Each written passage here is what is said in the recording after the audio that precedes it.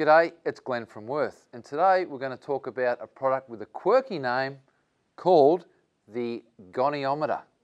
So, the Goniometer stems from the word goniometry, which refers to the range and degree of angle. The Goniometer 350 refers to the length of our level here. So 350 mil, 35 centimetres. It's made of aluminium, powder coated in red obviously, designed and manufactured in Germany.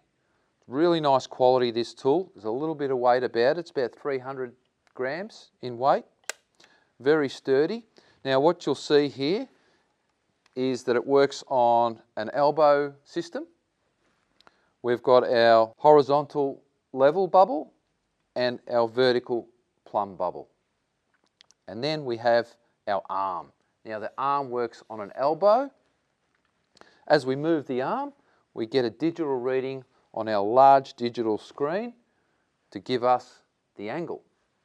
So the LED screen works off 2 AAA batteries. So very easy and straightforward to use.